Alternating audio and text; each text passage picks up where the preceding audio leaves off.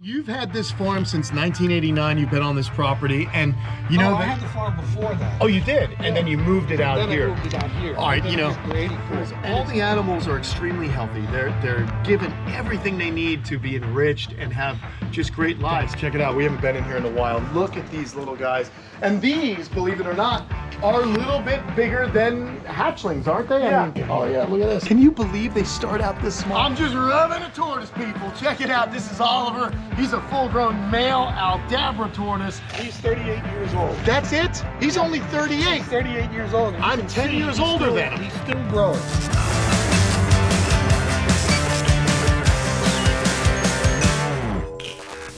Hey, what's going on, everyone? Hanging out here with my buddy Sam from Sam's Giant Tortoise Farm. And today we're going to talk all about Aldabras because Sam is the man when it comes to Aldabra tortoises. Thank you. You gave me Circe, who is gorgeous and growing nicely, man. She's actually looking about as big as A5 here. Check it out. But I want to introduce them to someone special. You said there's a special tortoise in here. Yeah, he's so amazing.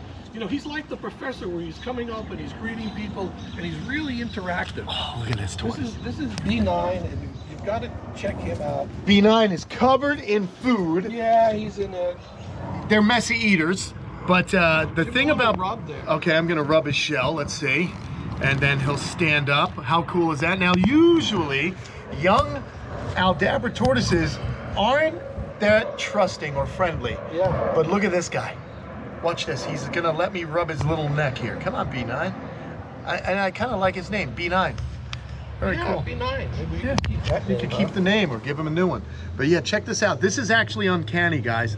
For a young Aldabra to do this, they're usually skittish. They usually plod away at a high rate of speed, but this guy is just chilling. So that's incredible. Do you think this is because, I mean, they each have their own personalities. It's an individual thing. He's gonna be that tortoise at this age. He's gonna be that tortoise when he grows older and he gets big So and everything. cool. He's gonna be that tortoise that comes out and is the mascot, like the professor is for us. You know, where he's so interactive with people. You know, you see it in this young animal. And you've had this farm since 1989. You've been on this property, and you know I had the farm before that. Oh, you did, and then you moved it out then here. I moved it out here. All right, you know, for 84. and it's cool. This is a working ranch. This is a working tortoise farm, ranch, right? Yeah, and so you know, we were talking a little bit. You're so funny. I mean, I love coming over here because all the animals are extremely healthy. They're given everything they need to be enriched and have just great lives. But it's funny. Your methodology is a little different. Why don't you explain to everyone what your methodology is with your enclosures and stuff like that? Yeah, what it is, like we had mentioned, is this is a working farm. So the story goes, you know, it was back a number of years ago.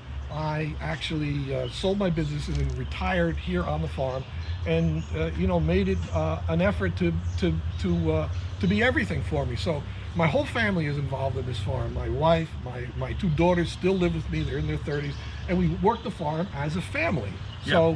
So Mario's been here 6 years. Kurt's been here 30 years. Your employees. Yeah. And so we work. This is a form of income for us. But you know, it's really born out of the passion all those years that I had for taking, for caring for these animals, for the interest and the passion to study them and understand them. And really came from a childhood where, you know, I studied, medically I studied. I would go out and I would look for animals that were hit on the road or animals that were sick, and I would bring them home as a 9-year-old. I would ride my bike around, and I had a special spot where I would take care of them and everything. So, you know, I guess I always thought about being a vet, but I never ended up being a vet. One. Instead, you raise all these animals, right. And the cool thing is we're going to go see some adults right now. Yeah. That you've raised up since they were smaller than this. Smaller than this, right? And being that this is a farm, yeah. You kind of, like you were telling me, oh, Ken, in your place, you know, it looks like a zoo. Exactly. But you keep it this way. Right. And I've actually had people make comments, you know, because, well, we're going to go into the baby room, and you'll see that when you look at the baby room, you know, it's not a natural environment. Well, let's go check it out. That's the difference, because See, I'm not trying to create a natural environment. These animals aren't here that long. Oh, I see what you mean. So, but what you've done is you've created everything they need, and you've created a simple system that all your employees can follow and get done. Right. So you have to create an efficient system, and you know, so that it's easy to disinfect. It's easy to keep track of the tortoises. You know, we keep our records, medical records, how much they weigh. So this is the baby room. You know, we call this the baby room. And you see the difference between those holdbacks, as we call them. Okay. You see, they're out living right outdoors. Right. So, you know, we have raccoons and everything. But they're large enough raccoons can't really hurt them. So they're not bothered by anything. But when you have babies, you really got to think about security, because things happen. Guys, check it out. We haven't been in here in a while. Look at these little guys. And these, believe it or not, are a little bit bigger than hatchlings, aren't they? Yeah, I mean, yeah. These guys are older on this side, and there's some 6-month-old on that side. That is so cool. Oh my God! The last time we were here, my buddy Jerry got himself 2 babies. Yeah, my buddy Jerry, which have grown, and they're already like everyone's amazed. All they do is eat and grow. Baby tortoises want to do that. Yeah, you know, they want to get big to where they're no longer. Guys, look at this. It's a. Can you believe they start out this small? Aldabras are some of my favorite tortoises in the world.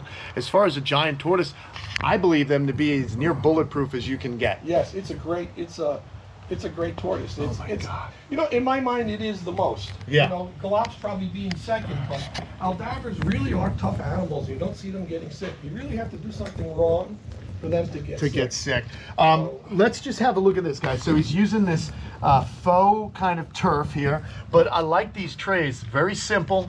Little ladder, little steps these animals can get on up, in and out really easily. Right. So I want to give you guys a lot of different ideas. It's not just one way. He can lift this right out and clean it when he has to. That's really fantastic, and this is all done over years of trial and error. Right. Exactly. Yeah. I used hay at one time. So here I'm just using indoor-outdoor carpet. Okay. It's been here almost 2 years now. Look at it. It looks good. We bleach it. Okay. Right? You could spray bleach it? Yeah, we spray bleach it and we vacuum it. So my goal, we were talking about what needs to be done. How do I create my cages, my enclosures differently? It's made so that it is the most efficient to clean and take care of the animals, because these animals aren't going to stay here. These animals are really only here for a short time. Gotcha. Because this is the part of the business farm of buying and selling and hatching and selling tortoises. That's what we do. Yeah. So, you know, we keep their medical records. That's the reason they're numbered, and they're listed on the website, so people can go on the website. They get a picture and a video and a complete description of each animal, and they can buy online. That's so cool, man. Well, let me show everybody. Oh wait, what do you got? Take a look here inside the house. We were talking about enclosures and everything. Right, look at these heated shelters. Now, these guys are too young to actually go in on their own, aren't they? Do you check every night? We put them in. Okay. When it gets below 55 or whatever we determine if it's raining or not, we put them in and we lock these doors. And the nice thing, we're talking about PVC, look how we have that door. That door just slides down. right in. And what's nice really about this, if you notice, there are no handles and there are no hinges to rust. Oh, that's a good idea. It's just slot. And then there's more technology in here. Oh yeah, look at this. So, Very simple. Very simple. And this is all calculated. You guys okay? You guys all right? Are you guys okay? Whew, sorry about that. A little dizzy from that fall. So, yeah, these guys, that is all calculated, so I know exactly what their body temperature is going to be on top of their shell and that type of thing. And the other thing here is, you know, we use these ceramic heat emitters, and they're really nice because they don't burn out like the heat lamps do. But the problem with these is, how do you know if they're on? Oh yeah, exactly. That's you can't visually see it. You can't visually see it.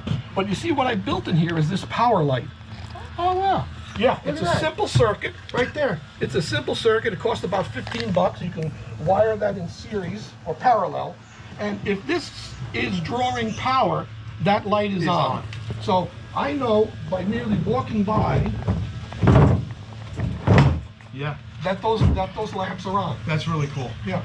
That's super important. You see how fast these guys are? Remember what I said about, you know, young Aldabra tortoises being kind of these plotters. Like they get nervous and they start running away. Look, he won't I stop. always like when they run away. Where do you think they're going? I don't know. They're going away from you. That's all they care about. Yeah. Hey, do you guys want to see what an Aldabra tortoise looks like when it's full grown?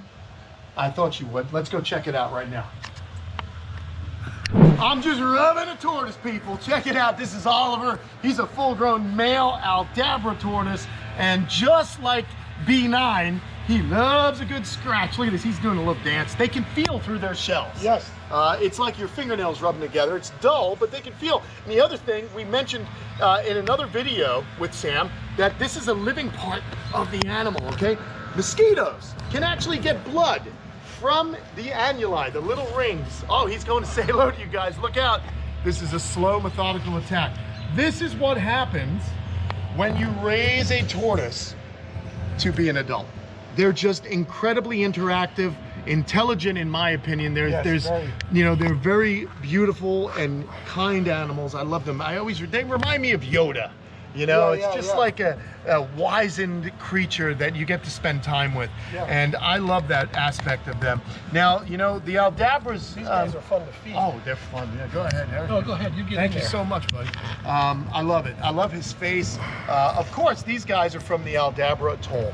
And that is nothing more than some outcropping of coral reef that is sprung up in the middle of the Indian Ocean, maybe 200 miles north.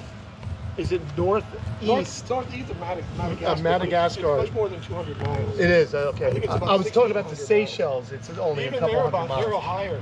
But Okay. You could be right, but I'm not sure, about but 1,600 miles. yeah, so they're pretty far away. But you'll see these animals have been brought to the Seychelles as well. But yeah, these animals can get this large, and it's just an amazing. It's just an amazing thing that nature has done with reptiles.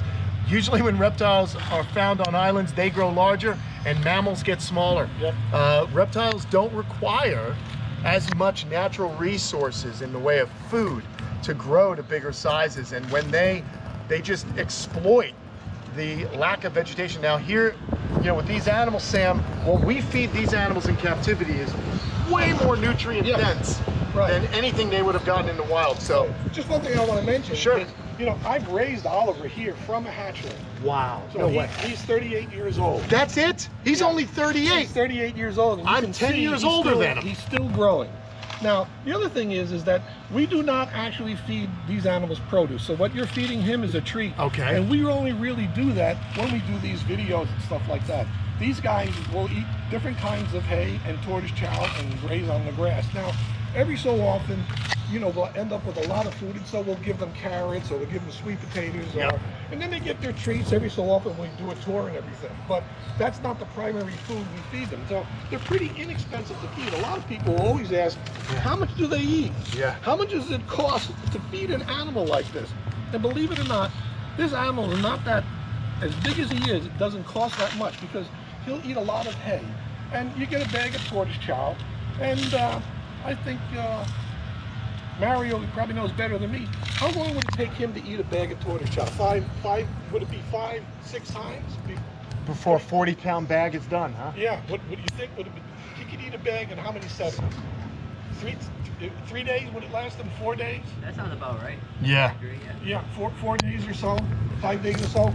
And a bale of hay would actually last, a long time, maybe a couple of weeks or 3 weeks. So, For sure, for maybe less than a couple $100, you can feed an animal like this. That's incredible. Per month. That's incredible. Yeah, this is awesome. It costs me more fixing the fences that he breaks than it costs me to feed him. And then don't forget, these guys want to graze on grasses and things like that, in which he rotates them on and off a sodded area. Right. So very cool, man, to see these guys in all the different life stages of the Aldabra tortoise. It's a fantastic animal, one of the true great giants of the tortoise world. There's only two, the Galapagos and the Aldabra, and as we mentioned before, I'm a little partial to the Aldabras. I just think that they are interesting. They are more easy to come by with Yes, sure. when you reach out to Sam, you're able to get them at Sam's Giant Tortoise Farm. So if you guys have ever considered working with this species and you have enough land, I would highly recommend reaching out and discussing things with Sam. You spend a lot of time just chatting with people to make sure they're ready for this. All the time. Yeah. I'm always there. I'm easy to get a hold of. I like actually talking to people. Yeah. I love helping people out with animals and animal problems. I help people all over the world, India and everything. Cool. And it's just, for me, that's the greatest gift, the greatest part of it for me is that rewarding feeling that you get when you help an animal. The gift you get of their appreciation. Yeah, it's that's awesome. right. Very cool, man. Yeah, it's just amazing. For me, it never gets old. I come out here, I sit on my deck. At night, I come and I watch the animals walking around and everything, and it's still amazing to me. After 40 years, I'm still excited to see them, and I'm still in awe of them. Yeah, right on, man. Which is why we're friends, because it's the same thing. He's where I want to be. So guys, do me a favor, check out Sam's Giant Tortoise Farm. And Sam, as always, man, thanks for always letting me come over here and hang out and pick your brain, buddy. Great. All right? Let me know what you guys thought of today's video. Leave a comment below and say hello to Sam. All right, guys. And say hello to Oliver, too. See you guys.